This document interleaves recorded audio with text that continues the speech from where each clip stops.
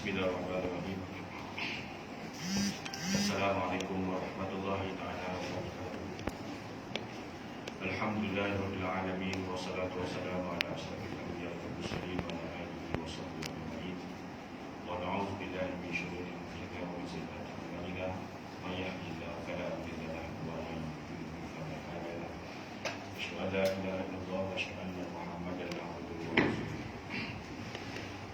Yang saya muliakan tuan-tuan muslimin muslimat yang berbahagia sekalian, pertamanya bersama-sama kita merampakkan syukur kepada Allah Subhanahu wa taala dengan limpah dunia hidayah dari ayahnya Allah Subhanahu wa taala pilih kita untuk menjadi dalam untuk sama-sama kita melakukan salat fardu subuh secara berjamaah, dan insya-Allah sedikit kelapangan ini sama-sama mari sama-sama kita bermuhasabah diri dan sama-sama kita memperingatkan diri kita kepada Allah Subhanahu wa taala selaku tugas kita kepada Allah selaku khalifah Allah Subhanahu wa taala dan juga sebagai hamba yang dikasihi dan dirahmati insya-Allah. Tuan-tuan muslimin muslimat yang dirahmati Allah sekalian, di antara perkara lain yang perlu kita ingat bila kita menyusuri tentang pengajian dan juga tentang tauladan yang ada pada kitab Syifa bi Ta'rif Mustafa dikarang oleh Syekh Imam Tabi'iyat dari kitab yang kita. Betapa perlu kita melahirkan setiap hari dan setiap masa perasaan cinta kita kepada Allah Subhanahu wa taala.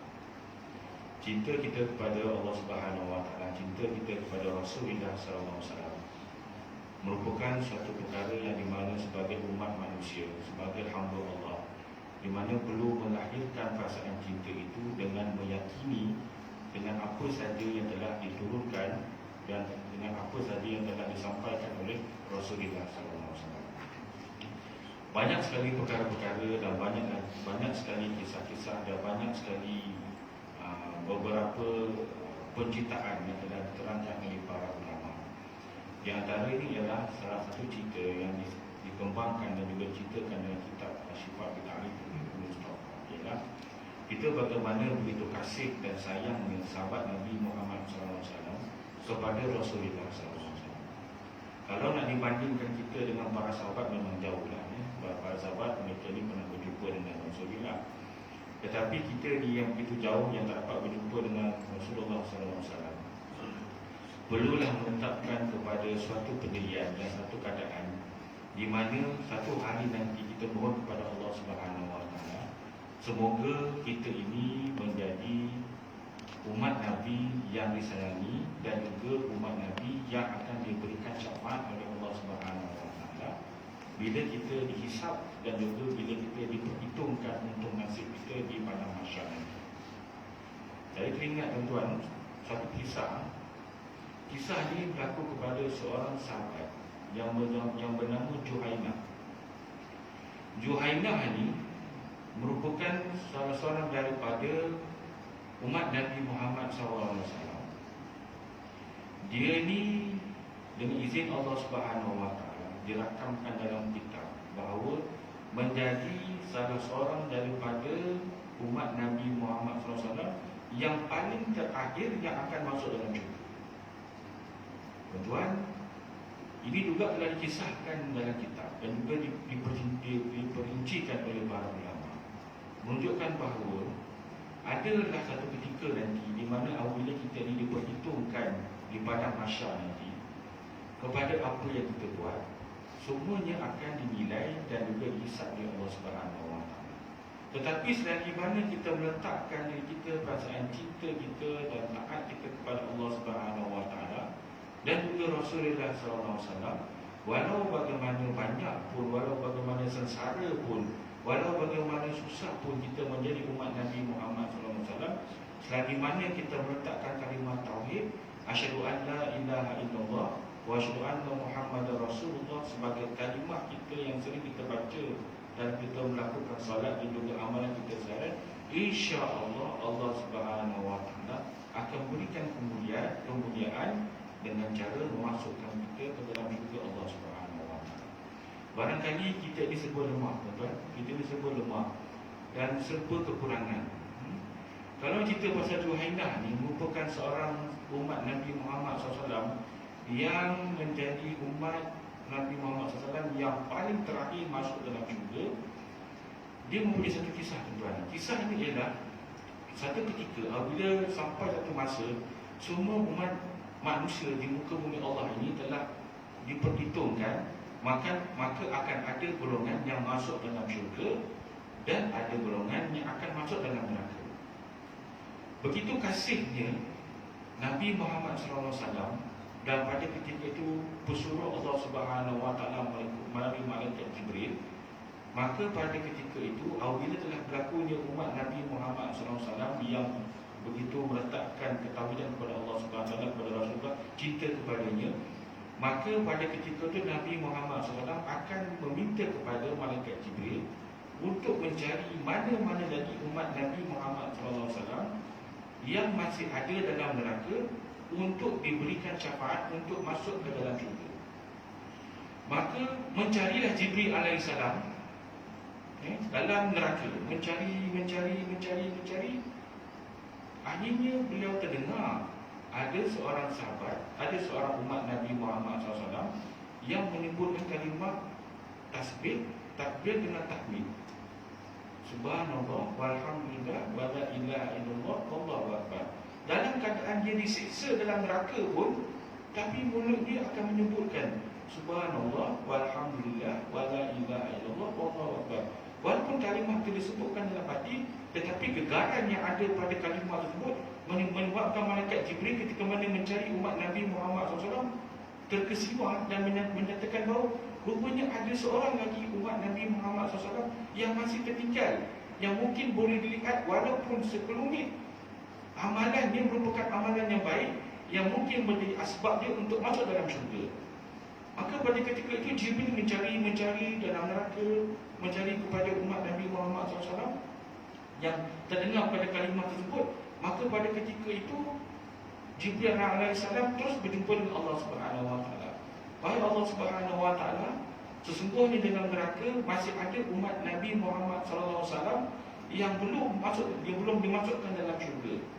Maka adakah apa yang aku dengar tu dengan kalimah Subhanallah walhamdulillah wala ilaha illallah wallahu akbar itu merupakan kalimah yang datang daripada Allah ini. Maka diizinkan oleh Allah Subhanahu Wa Taala dengan Maha mengetahui dan Maha mengasihani. Pada ketika itu Allah Subhanahu Wa Taala mengarahkan kepada Jibril, carilah di dalam neraka, di sebuah tempat, di sebuah daerah, di sebuah negara, di sebuah keadaan, waktu, rumah, dan pada ketika itu adanya seorang hamba Allah yang bernama Juhainah. Maka pada ketika itu malaikat Jibril pun cari untuk pengetahuan tuan-tuan dan puan, kita berada dalam neraka nanti, dalam syurga, kita akan kekal selama-lamanya, dan pada ketika itu kita akan diperhitungkan kepada untung nasib, dan keadaannya sama seperti mana kita berada dalam sebuah kehidupan kita di dunia. Adanya kehidupan, adanya negara, adanya daerah, dan adanya tempat-tempat tertentu di mana kita akan hidup selama-lamanya. Dan alangkah malangnya pada ketika itu kepada golongan-golongan kafir dan juga musyrikin. Maka cari dengan izin Allah Subhanahu Wa Taala. Aku teringat pada kalimah itu dan aku rasa begitu rindu untuk aku sebutkan, dan aku hanya mampu untuk menyebutkan dalam hati kerana pada ketika itu segala tubuh badanku diseksa oleh Allah Subhanahu Wa Taala. Maka pada ketika itu berkatalah Jibril kepada Juhainah, wahai Juhainah, bersiaplah dirimu kerana kamu akan aku pindahkan kepada negeri yang lain. Maka pada ketika itu Jibril AS mengarahkan kepada Juhainah untuk pergi untuk melakukan persediaan dengan cara memberikan mandian yang baik dan juga memberikan pakaian-pakaian yang baik sebelum dia diarahkan untuk pergi ke syurga. Dan pada ketika itu di antara persimpangan antara neraka dan juga syurga, maka berdirilah Nabi Muhammad SAW. Pada ketika itu beliau akan berkata kepada Allah Subhanahu Wa Taala, wahai Allah Subhanahu Wa Taala, ini umatku wahai Rasulullah SAW, maka selamatkanlah dia berilah segala syafaat yang ada padaku kepada dia untuk dia masuk ke dalam syurga, kerana dia merupakan orang yang beruntung, kerana masih ada sekelumit dalam hatinya untuk bertakbir, untuk bertahmid dan untuk mengesahkan Engkau wahai Allah Subhanahu wa taala. Dan beliau ini selalu untuk menyebutkan namaku, dan beliau ini pernah menyebutkan namaku, dan aku rasa beliau berhak untuk masuk ke dalam syurga. Hanya orang yang kafir, orang yang musyrikin, orang yang munafik saja yang akan tinggal dalam neraka Jahannam. Tuan-tuan muslim muslimat dan mati Allah sekalian, dirakamkan tentang kisah ini bagaimana kita sebagai umat Nabi Muhammad SAW jangan rasa terkurang sikit pun keyakinan kita kepada Allah Subhanahu wa taala dan juga kepada Rasulullah SAW. Sesungguhnya apa kita lakukan itu, kita rasa bersyukur kerana kita menjadi umat Nabi Muhammad SAW. Dan juga di atas asbab apa yang kita lakukan ini merupakan satu perkara sebagai umat Nabi Muhammad SAW, teruskan melakukan amal kebajikan kepada Allah Subhanahu wa taala tanpa mengharapkan segala pahala, segala usaha kita itu didengar oleh Allah Subhanahu wa taala. Sesungguhnya kita mahu, hanyalah kita mahu kepada keredaan daripada Allah Subhanahu wa taala. Tuan-tuan, saya teringat kepada kisah suatu orang sahabat yang bermimpi berjumpa dengan Imam Ghazali rahimahullah ta'ala. Imam Ghazali, tuan-tuan tahu, kita banyak baca kitab-kitab dia, ilmu dia dan kitab itu banyak sekali. Satu ketika sahabat ini bermimpi berjumpa dengan Imam Ghazali. Dalam mimpi tersebut, Imam Ghazali berkata kepada sahabat yang sedang dimimpi, wahai sahabatku, ingatkanlah, ingat kepadamu ya Allah, ingat kepadamu wahai sahabatku, sesungguhnya teruskanlah beribadat, teruskanlah bersuara, jalankan kehidupanmu sebagai seorang muslim, sebagai seorang mukmin, dan berlaku baiklah kepada hamba-hamba Allah yang lain, dan berlaku baiklah kepada makhluk-makhluk Allah yang lain.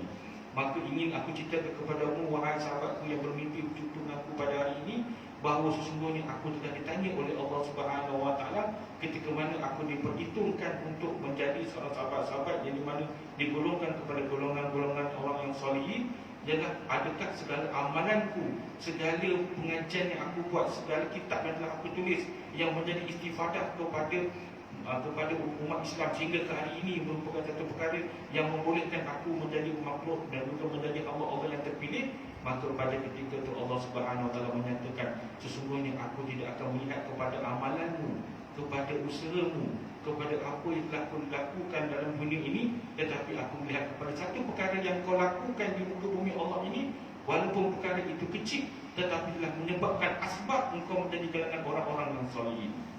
Maka berkatalah Imam Ghazali kepada Allah Subhanahu wa taala dalam mimpi sahabat tadi, ya. Katalah Imam Ghazali dalam mimpi tersebut kepada Allah Subhanahu wa taala, wahai Allah Subhanahu wa taala, ceritakan kepadaku apakah yang menyebabkan asbab aku boleh masuk ke dalam golongan orang-orang yang soleh. Dan pada ketika itu Allah Subhanahu wa taala menyatakan kepada Imam Ghazali, wahai Imam Ghazali, aku tidak melihat kepada amalan semayangmu, pada qiyamul lail, aku tidak melihat kepada amalan kamu melakukan, menulis kepada kitab-kitab dan sebagainya. Aku tidak melihat kepada perkara yang kau lakukan dan berlaku ihsan kepada manusia yang lain, tetapi aku berikan keistimewaan, kemuliaan kepadamu kepada satu perkara, iaitu ingatkan engkau wahai Imam Ghazali, satu ketika dulu engkau pernah menulis kitab, dan pada ketika itu kamu telah dihinggapi oleh lalat, dan lalat itu berada di tepimu dalam keadaan menagih kepada air, tetapi engkau berhenti daripada menulis kitab dan kau berikan lalat itu air untuk diminum. Sesungguhnya perlakuan kamu memberi lalat tadi minum itu merupakan perkara yang dilihat oleh aku, dan aku meletakkan engkau di kalangan orang-orang yang soleh. Tuan-tuan lihat bagaimana amalan kita kepada Allah Subhanahu wa taala, sentiasa berlaku sangka baik kepada Allah Subhanahu wa taala dan melakukan kecintaan kita pada Rasulullah SAW dengan meneliti dan juga melihat kepada apa yang diminta kepada kita untuk melakukan, maka keyakinan kita kepada Allah Subhanahu wa taala dan kepada Rasulnya tidak perlu rasa berbelah bagi. Teruskan melakukan amal ibadat, teruskan melakukan amalan yang baik. Mana tahu amalan baik itu menjadi asbab kita untuk jadikan di kalangan golongan orang-orang yang soleh dan soleh, insya-Allah. Sikit renungan kita pada pagi ini, insya-Allah. Moga-moga mendapat istifadah dan juga mendapat manfaat kepada semua, insya-Allah. Dan semoga Allah SWT memberikan kita keberkatan di pagi yang ini, insya-Allah. A'udzubillahi minasyaitonir rajim. Bismillahirrahmanirrahim. Alhamdulillahirabbil alamin wassalatu wassalamu ala asyrofil anbiya'i wal mursalin wa ala alihi wa sahbihi ajmain. Allahumma inna nas'aluka ورزقا حلالا طيبا وبركة فيه وعملا متقبلا. اللهم اجعلنا جمعا مرحوما وتفرقنا من بعد تفرقا معصوما ولا تجعل اللهم لنا شقيا ولا محروما. ربنا آتنا في الدنيا حسنة وفي الآخرة حسنة وقنا عذاب